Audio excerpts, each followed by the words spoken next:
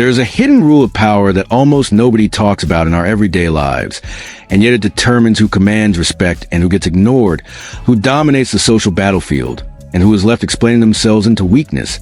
And that rule is brutally simple. Never defend yourself, because the moment you do, you hand over the frame of power to someone else. And Machiavelli understood this centuries ago when he wrote about perception, manipulation, and control, knowing full well that power has very little to do with truth, and almost everything to do with appearances, silence, and the way others interpret your strength. Think about it. Every time you're accused of something, whether it's being arrogant, selfish, manipulative, or even just being careless, your instinct, the very reflex society has trained into you since childhood, is to rush into explanations, to clarify your intentions, to prove your innocence, to make sure the world knows you're good at heart. And that right there's where you lose. Because the second you start explaining, you are no longer in control of the frame. You are reacting, you are playing defense. And in the game of power, the one who defends is already admitting they are weaker than the one who accuses. Machiavelli knew this better than anyone, and that is why he understood that silence is often stronger than truth, that mystery is more powerful than justification, and that when you hold your tongue, when you remain calm, when you do not rush to clear your name, you force the world to do something extraordinary. You force them to defend you, to fill in the blanks on your behalf, and in that gap of uncertainty, your power grows instead of shrinking. Now imagine this. You walk into a room full of people, and someone tries to undercut you. Maybe it's subtle, maybe it's sharp, a quick jab like, "I don't know if you really thought that idea through," or "He's always a little too confident in himself." And everyone's eyes turn toward you, waiting to see if you'll fumble, if you'll laugh it off nervously, if you begin explaining yourself. But instead, you just sit there in stillness, no smirk, no defense, no flinch, and in that moment the room shifts, because now the question is no longer about the jab. The question is, why didn't you react? Why do you seem so unshaken? What do you know that we don't? And the accuser, instead of looking strong, begins to look insecure, emotional, almost desperate for your validation. And this is how the Machiavellian operator flips the frame in silence. The average person believes that if they just explain themselves clearly enough, if they just repeat the truth enough times, if they just show their good intentions, then people will eventually believe them. But what they never realize is that explanation rarely convinces anyone. Explanation signals weakness. Explanation reveals that you need others to approve of you in order to feel secure. And that is precisely the opposite of power, because true power doesn't come from being understood. True power comes from being untouchable, from being beyond explanation, from carrying an aura that makes people second-guess themselves before they even step into conflict with you. When someone calls you arrogant and you immediately say, no, you don't understand, I'm just confident," you've already lost, because you validated the frame that arrogance is a bad thing and that you have to prove otherwise. But the Machiavellian response is cooler, calmer, something like a shrug in the words, if that's how you see it. Not defensive, not apologetic, just attached. Because now they're left holding their own weapon, suddenly uncertain, suddenly wondering if they overstepped, if they embarrass themselves, if they look too sensitive. And the brilliance here is that you didn't fight them. You didn't swing back. You simply let their energy rebound onto themselves until they became the insecure one. Machiavelli would tell you that he who explains submits, he who justifies lowers himself, and he who remains silent forces others to overestimate him. Because when you don't reveal your hand, when you don't rush to clarify, people project strength onto you. They imagine you know more than you do. They assume you're in control, and that illusion of control is more powerful than any defense you could ever give. This is why the greatest leaders, the ones you remember not for their words but for their presence, understood the value of silence, of mystery, of restraint. Because the one who speaks first, the one who defends themselves in a rush, often loses control of the frame, while the one who waits, the one who seems untouchable, the one who lets others trip over their own words, always comes out looking stronger, calmer, and infinitely more dangerous. And here's the cold truth. Defending yourself is almost always emotional. It's about seeking reassurance, about wanting people to know your heart, your intent, your purity. But in the world of power, emotional needs are weaknesses. And every time you reveal them, you shrink in the eyes of others, because people aren't judging the truth of your words. They're judging your composure, your ability to remain unshaken, your willingness to let others drown in their own noise while you sit in Stillness. And that stillness becomes a weapon sharper than any defense. The fascinating thing about this principle is how it plays out in everyday life, in the boardroom, in relationships, in politics, even on social media. Because everywhere you turn, people are trying to bait you into defense. They're trying to get you to flinch, to explain, to reveal that you care about their opinion more than you care about your own stance. And the second you give in, the second you start typing that long explanation in the comments, the second you start reassuring your partner that no, you really do care, the second you begin telling your colleagues why your plan is actually solid, you have stepped into their frame. You have admitted that their words carry enough weight to destabilize you. And now you are no longer in power. You are just another person scrambling to justify your existence. Machiavelli understood human nature so well that he saw words not as tools for clarity, but as tools for manipulation. And that is why he would say that truth is less important than perception. Because in theater of power, it doesn't matter if you're innocent or guilty, kind or cruel, generous or selfish. What matters is how you appear, and appearance is controlled not by how much you explain, but by how much you withhold. Because the person who explains looks small, the person who explains looks desperate, but the person who withholds explanation looks untouchable, mysterious, dangerous. And that danger is what creates respect. Think about the strongest people you've ever encountered. The ones who commanded a room without raising their voice. The ones who could silence an argument with a glance. The ones who, when insulted, didn't rush into excuses, but instead leaned back, let the silence breathe, and forced everyone else to fill in the blanks. Those are the people who embody this Machiavellian principle. Those are the ones who understand that silence burns hotter than defense, that mystery weighs heavier than words, and that by refusing to play the game of justification, you elevate yourself above it. There is something terrifying about a person who does not react.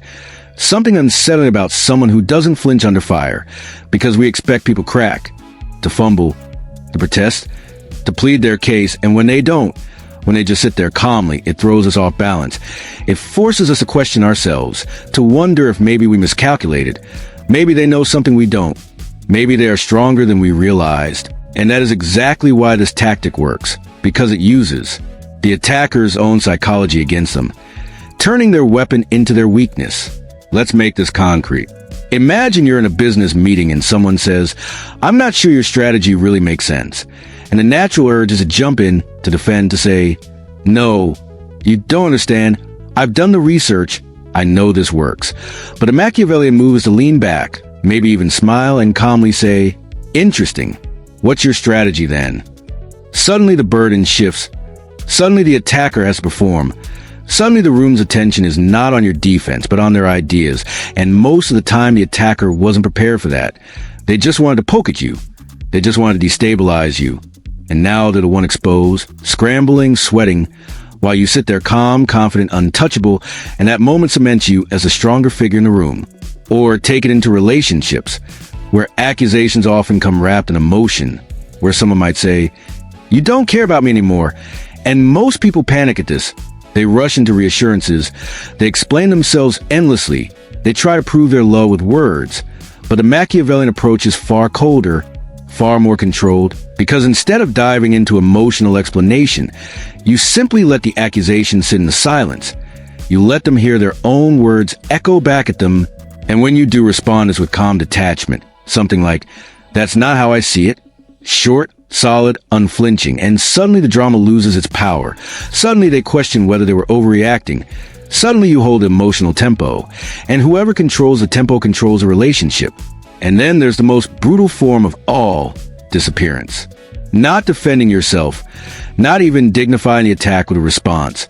Simply vanishing into silence, leaving the accuser shouting into the void. Because the average person craves emotional validation, even in conflict. They need you to respond. They need you to fight back. They need you to prove you care. But when you don't, when you remain perfectly still, perfectly silent, perfectly absent, they unravel, they spiral, they begin telling stories to themselves. They begin seeking validation. Elsewhere, in every attempt they make to bait you looks more and more desperate, while you, without lifting a finger, become more and more untouchable. This is the art of flipping the frame, the Machiavellian trick that takes an accusation, a jab, a subtle undermining, and turns it into proof of your strength rather than a sign of your weakness. Because you refuse to defend, you refuse to explain, You refuse to flinch, and in doing so you become the one in control, the one holding the social tempo, the one who dictates how others feel simply by what you choose not to say. Here's where it gets truly elite. Not only do you refuse to defend yourself, you actually flip the accusation into a mirror, making it reflect back on the attacker as their own insecurity. Someone calls you arrogant? You calmly reply, "Strange how confidence makes people uncomfortable." Someone says you're manipulative? You shrug and say, "Funny how people who can't be influenced always say that." Someone calls you fake? You tilt your head and say, "Everyone says that when they stop getting what they want." Now you're not only refusing to defend, you're turning their attack into evidence of their own weakness. And suddenly they're scrambling to defend themselves. They're the ones explaining. They're the ones looking guilty, while you sit calm, detached, untouchable. Machiavelli understood this centuries ago, but most people still don't, because most people are trapped in the emotional game, desperate to be understood, desperate to be liked, desperate to clear their name. But power is not about being understood. Power is about being feared, respected, and beyond reach, and that comes not from defense, but from silence, mystery, and the ability to make others doubt themselves while you sit perfectly calm.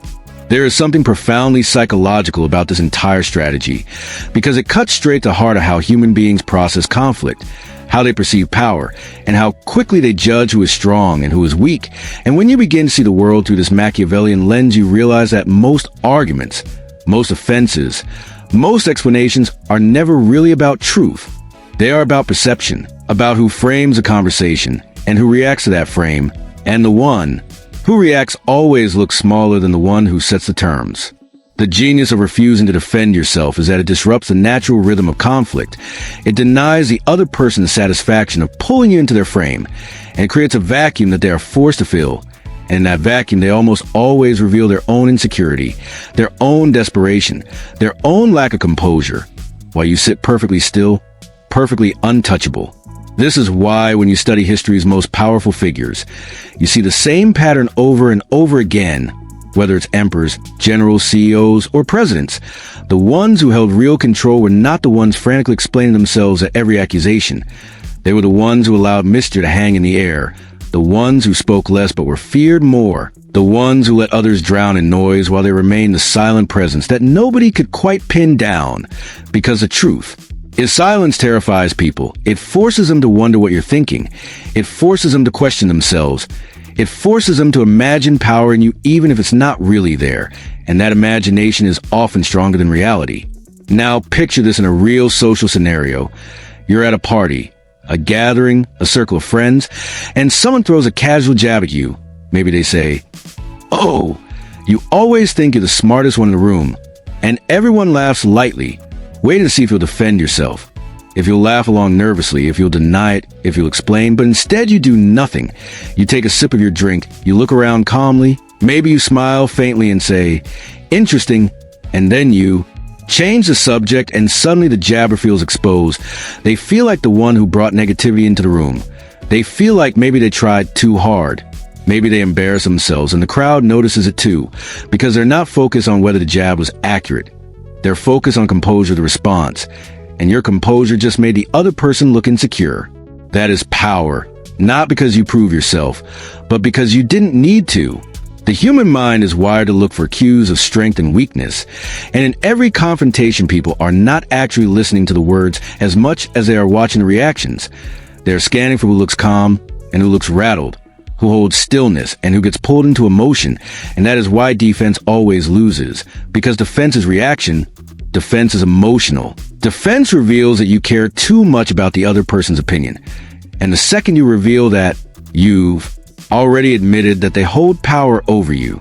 Machiavelli knew this instinctively, and that is why his philosophy was not about being right or wrong, but about being untouchable, about being the one who frames, the one who dictates, the one who never lowers himself to the emotional tug of defense. But the power of this principle goes beyond just silence.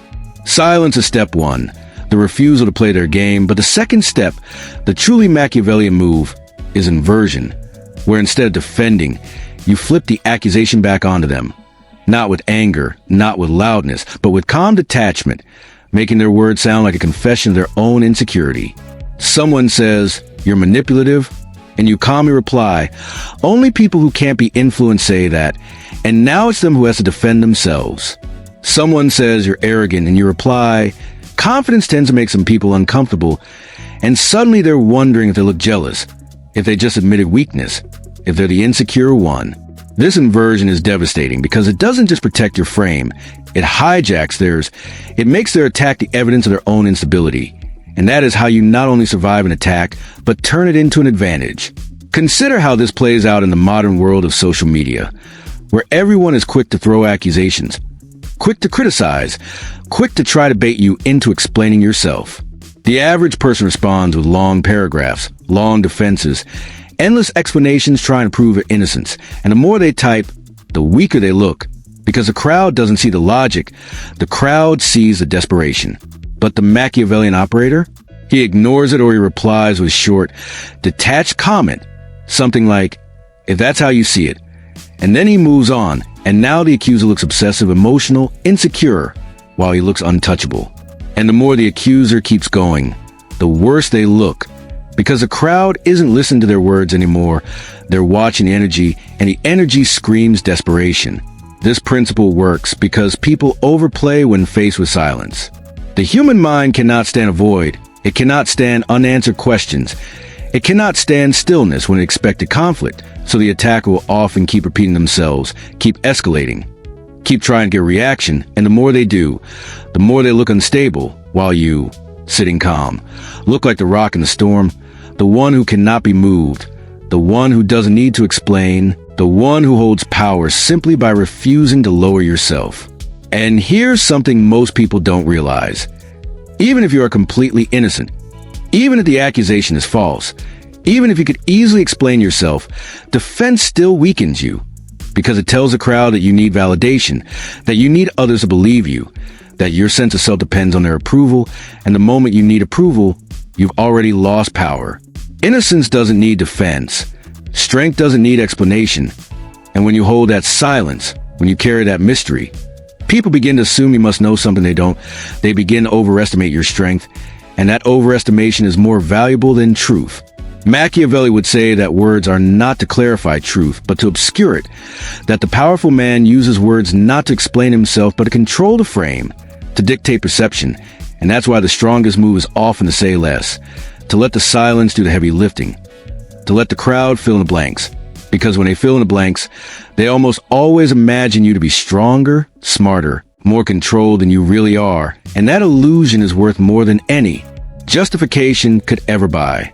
What makes this strategy so devastating is not just the silence itself, but the way it shifts the emotional burden from you to the accuser. Because when someone attacks you, whether directly or indirectly, they are expecting resistance. They are expecting you to defend, to fight back, to play the role of someone who has something to prove. And when you deny them that satisfaction, when you refuse to even step into the ring, the weight of their own words begins to collapse on them, and instead of you looking guilty, they begin to look insecure. They begin to look petty. They begin to look like the one who needs validation, while you remain untouchable, calm, above the fray. This is why the Machiavellian tactic is not just silence, but controlled silence. Silence that feels intentional, silence that carries weight, silence that makes people wonder if you know something they don't, silence that forces everyone else to interpret your lack of defense as strength. Let's think about this in the context of leadership, because leaders are always under attack, always questioned, always accused of arrogance, dishonesty, incompetence, or worse. And the instinct of weak leaders is to explain, to justify, to constantly reassure the people beneath them that they are trustworthy, that they are kind, that they are innocent. But the leaders who truly command respect are the ones who do not explain, the ones who do not waste words on defense, the ones who instead project calm certainty and let others talk themselves into believing their strength. Imagine a CEO in a meeting who gets accused of being reckless with strategy, and instead of defending himself, he simply leans back and says, "If that's how you see it," and then waits, and in that pause the accuser suddenly looks like the insecure one. The rest of the room begins doubting the attacker, and the CEO looks stronger than if he had spent 10 minutes explaining. This is not about logic.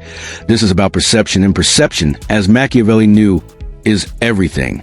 In personal relationships, the effect is even sharper, because relationships are emotional ecosystems where people constantly test boundaries, Constantly push for reassurance.